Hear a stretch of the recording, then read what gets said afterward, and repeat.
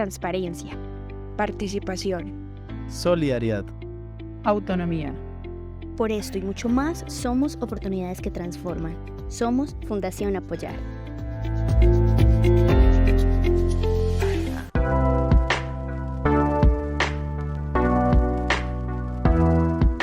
Hola a todos, bienvenidos de nuevo al podcast de la Fundación Apoyar llamado Oportunidades que Transforman. Mi nombre es Dylan. Hola Dylan y un saludo a quienes nos escuchan. Yo soy David y estoy muy contento pues este es nuestro tercer episodio. Muy cierto, en esta ocasión daremos continuidad a la conversación sobre la agroecología, temática que habíamos iniciado en el episodio anterior. Y cómo no, si es que el tema llama mucho la atención y da para hablar mucho al respecto. Además, con nuestras invitadas siento que aprendemos demasiado. Así es. Recordemos que la agroecología es un tema pertinente y de mucha importancia para la Fundación Apoyar. Y en general, el campo, pues con proyectos como los CS, que son los Centros de Desarrollo Campesino, lo que se busca es fortalecer a las comunidades y reconocer el gran valor de su función a nivel local y nacional. Ahora sí, escuchemos la segunda parte de la entrevista que hizo Camila a María Paula, profesional de Apoyar en el Oriente de Caldas, y Angélica Chavarría, directora de la Corporación Escuela del Sur, en el sur de Chile.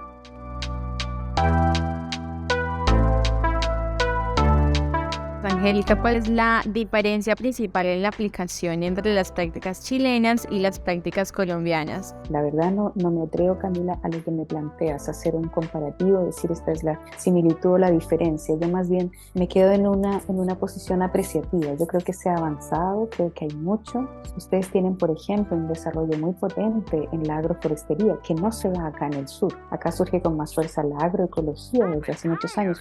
Centros de estudios tecnológicos, las instituciones públicas vinculadas al desarrollo del agro han hecho muchísimo, pero también yo creo que el punto de partida siempre va a ser convencerse de que esto es una oportunidad de desarrollo, que no es limitar la producción, todo lo contrario. Es la oportunidad de mejorar la producción en cantidad, pero por sobre todo en calidad, porque un alimento orgánico en un contexto de la agroecología va a tener un valor en el mercado que siempre es distinto. Y no me quiero quedar solo con la mirada, que entre comillas, como mercantilista. No es que se trate aquí de que siempre es para que ganemos más económicamente de manera directa. Eso sí, por supuesto que es importante, pero también ganamos en valor nutricional. Está bastante investigado, como por ejemplo las papas nativas, los frutos que son más nativos, que son naturales, semillas diversas tienen otro valor nutricional. Entonces tenemos que estar también hoy día muy ocupados respecto de la nutrición de los niños y de las familias en nuestros entornos inmediatos para poder también luego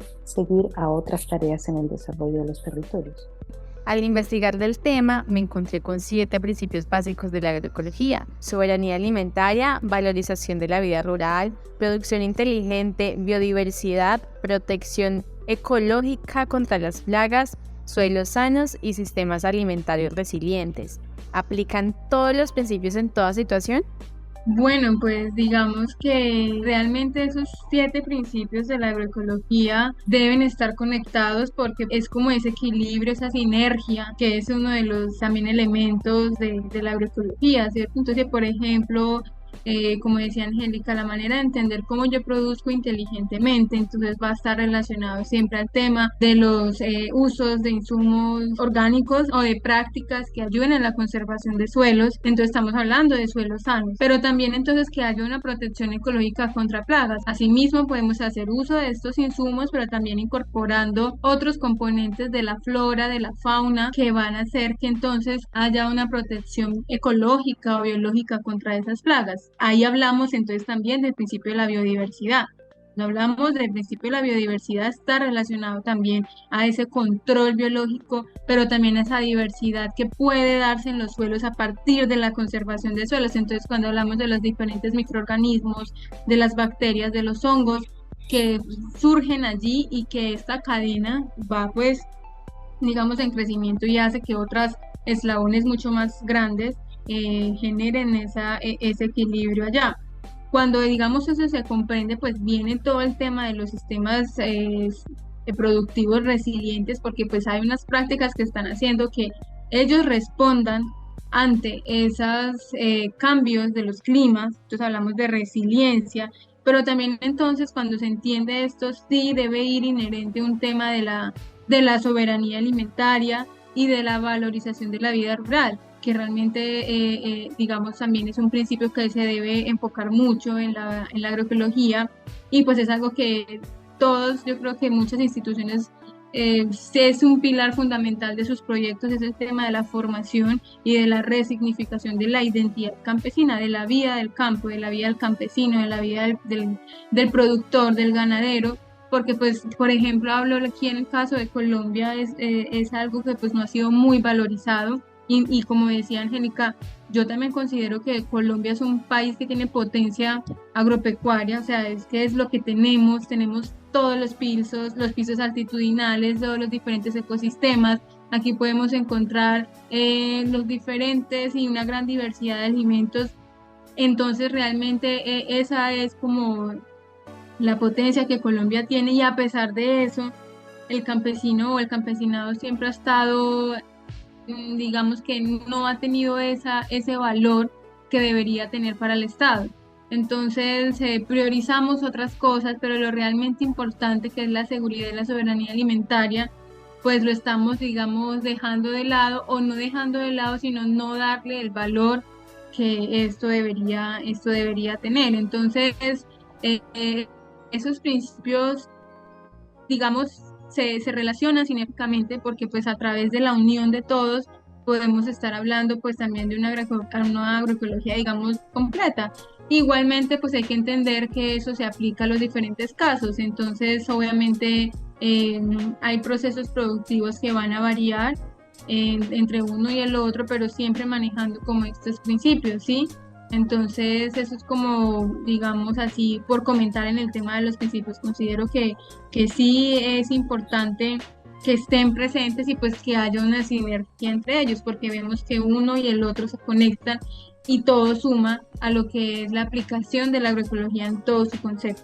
Pues yo creo que no me queda mucho que agregar. Me parece que María Paula hizo una excelente síntesis, y los principios de manera natural están encadenados. Es decir, el uno lleva al otro y son sinérgicos entre sí, se potencian entre sí. Esto es tan sencillo como que naturalmente, si yo tengo una producción más cuidadosa con el entorno, hay consecuencias positivas. Va a ser un ecosistema más sano que va a seguir aportando, por ejemplo, a la salud del planeta.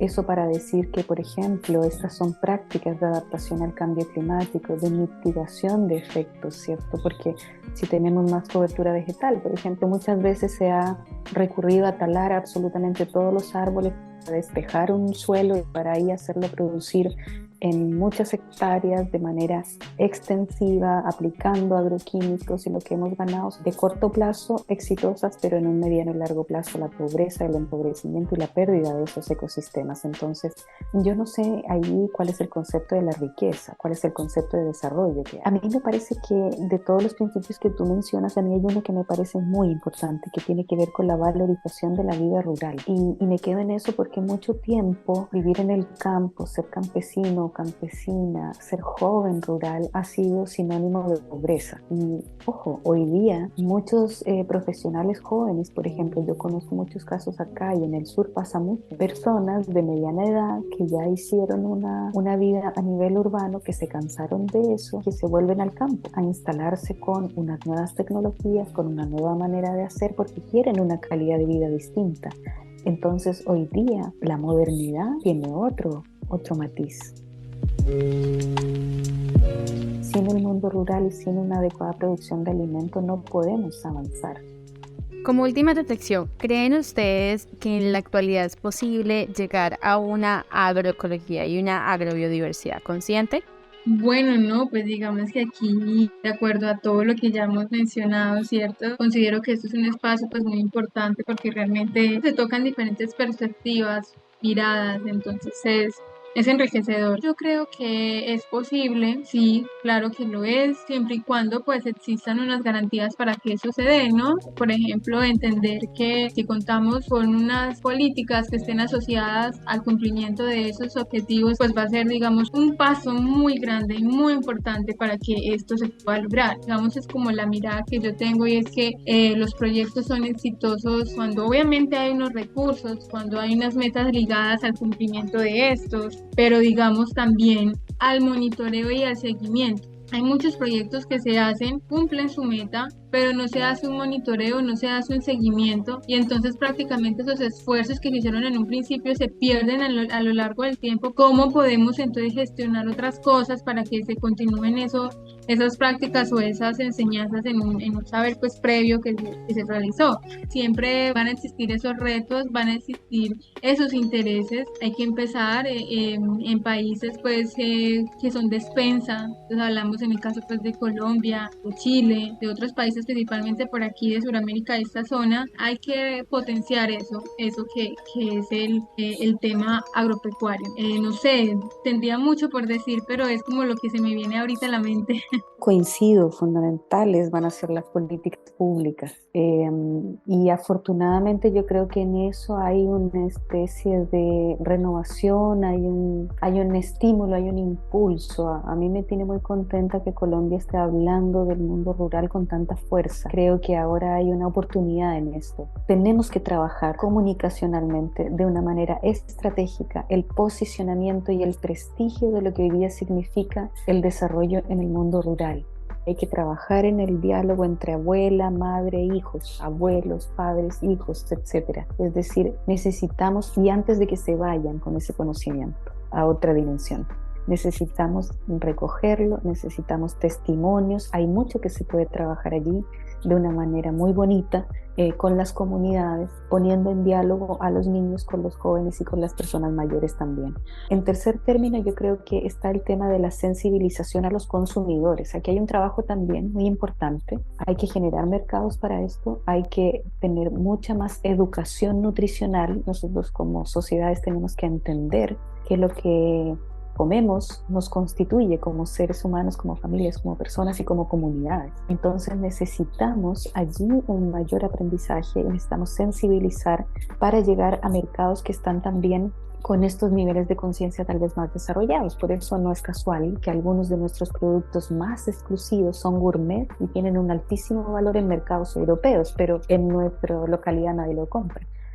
El cuarto elemento que quiero mencionar, y estoy planteándolo para centros de desarrollo campesino pensando en la potencia que tiene el estar trabajando en un territorio en donde se pueden conectar y conversar entre sí, reconocer a estos productores, a estos ganaderos, a estas productoras, a estos huerteros, a estos curadores de semillas, a estos jóvenes, por ejemplo, o a estas iniciativas de turismo sustentable alrededor de la producción agroecológica, como redes que pueden actuar en reciprocidad y retroalimentarse entre sí. Esto es horizontal, aquí todos pueden aportar y todos pueden también y podemos aprender.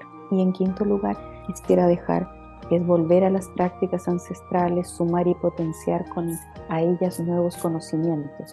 Entonces tenemos que tener, y quienes organizaciones y personas estamos metidos en estas cosas, la habilidad suficiente de sistematizar las experiencias. Necesitamos transformarlas en un conocimiento para compartir, en una cartilla, en un video, en un podcast como este, en diálogos, en espacios de encuentro.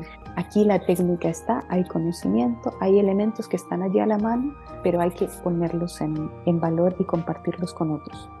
Bueno, creo que cabe otra vez repetir que esta es una temática grande, pero esperamos que les haya gustado. Muchas gracias María Paula, muchas gracias Angélica por darnos este espacio y esperamos volverlos a tener aquí en este podcast de oportunidades que transforman. Muchas gracias a ustedes por la invitación, muy agradable la conversación y espero que haya podido contribuir desde lo que se está haciendo acá. Yo por mi parte me voy muy contenta, he aprendido muchísimo en esta conversación con ustedes.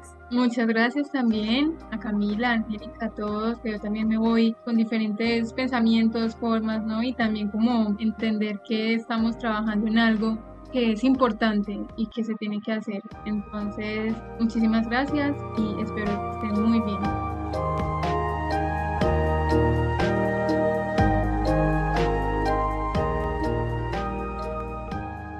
Le agradecemos infinitamente a Angélica y a María Paula por la charla, por compartir sus conocimientos y bueno, ya sabemos la importancia de estos temas, en general de la agroecología que los engloba y veo que tenemos grandes desafíos a nivel social o gubernamental, pero vamos en buen camino. Muy cierto, Dylan, me parece muy interesante también lo de volver a las prácticas ancestrales en cuanto al campo y la producción, teniendo en cuenta también el beneficio económico. Hemos llegado al final de este episodio. Espero lo hayan disfrutado un montón. Estuvo muy chévere, a mi parecer. A mí también me gustó mucho este episodio. No olviden seguirnos en nuestras redes sociales. En Instagram nos pueden encontrar como @funapoyar, en Facebook y LinkedIn como Fundación Apoyar. También estamos en YouTube. Para más información acerca de nosotros o nuestros proyectos, los invitamos a que visiten nuestra página web como fundacionapoyar.org.co. Chao. Chao.